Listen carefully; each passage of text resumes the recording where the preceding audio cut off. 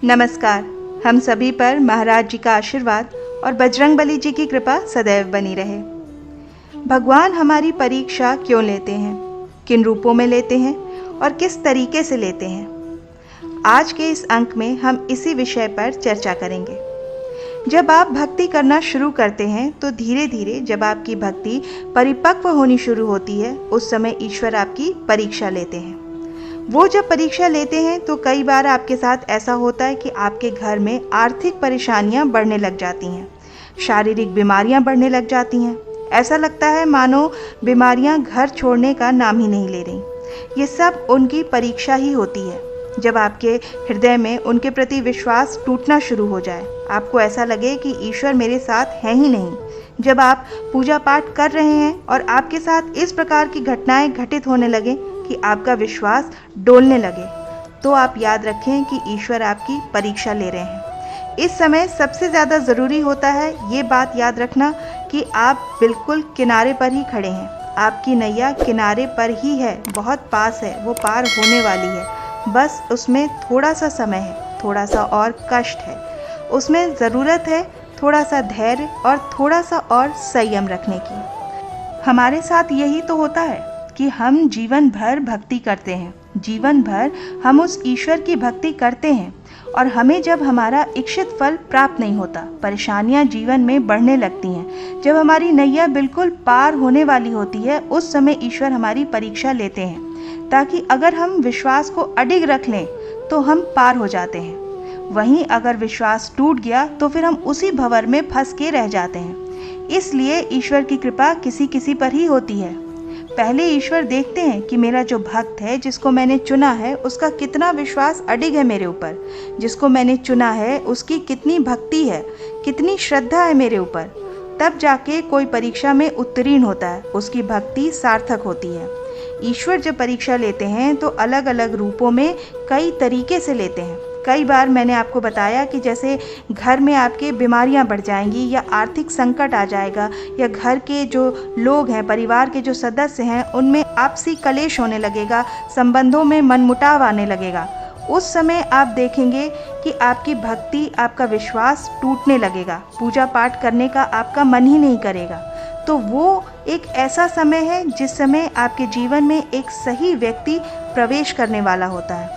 आप देखेंगे कि आप हजारों लोगों के पास भटक चुके होंगे, कई पंडितों और कई तांत्रिकों के पास आप जा चुके होंगे, पर ऐसा कोई भी आपको नहीं मिला होगा जिसके पास जाके आपको मन की शांति मिले या आपके समस्याओं का हल मिले। तो उस समय आप समझ लें कि ये आपकी परीक्षा चल रही है।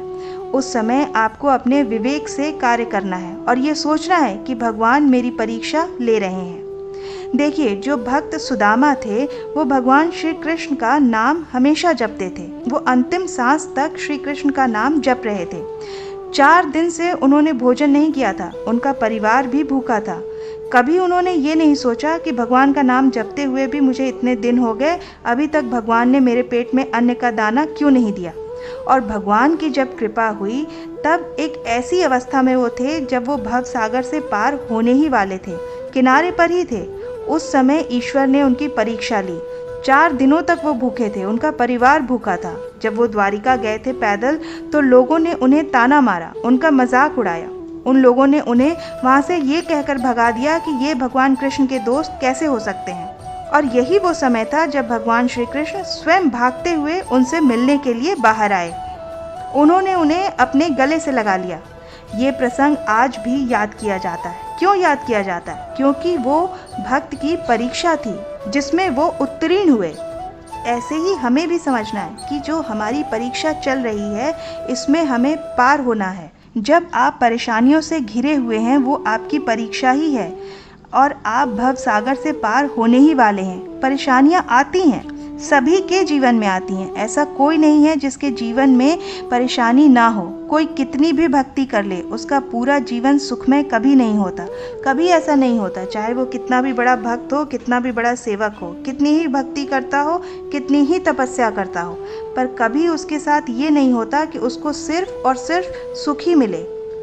ऐसा कभी नहीं होता। आपके कर्म जो आपने किए हैं, भक्ति एक अलग मार्ग है। आपके कर्म तो आपको भोगने ही होंगे और जब आपके कर्म की अवधि समाप्त हो जाएगी, तब आपके जीवन में एक ऐसा व्यक्ति प्रवेश करेगा जो आपको इन सारी समस्याओं से छुटकारा दिला देगा। पर वो जब समय आता है, तब आपकी परीक्षा का समय होता है। आपकी ईश्वर परीक्षा लेते हैं। आप उन कर्मों को जब भोगते हैं और ईश्वर की भक्ति करते चले जाते हैं, अपनी भक्ति में कभी भी आप रुकावट आने नहीं देते, तब जाकर के आप लोहे से सोना बनते हैं।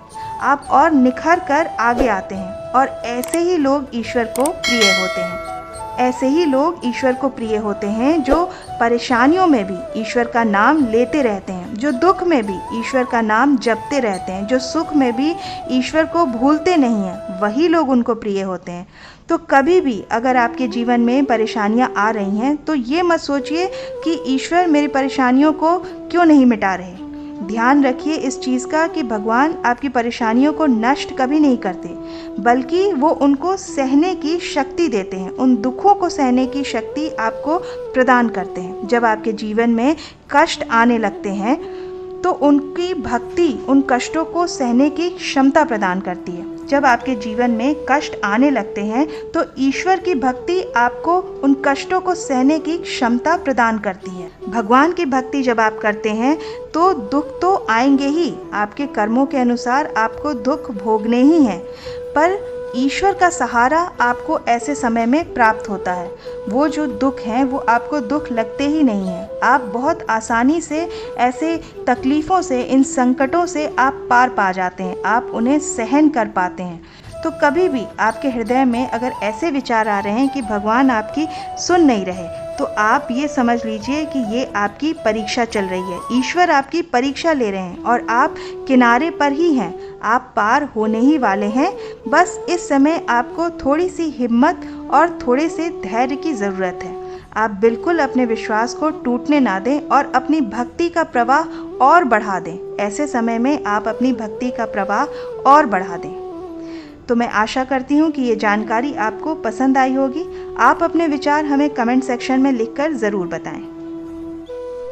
तो आशा करती हूँ आज की ये जानकारी आपको पसंद आई होगी। आप अपनी प्रतिक्रिया हमें कमेंट सेक्शन में लिख करके ज़रूर बताइएगा।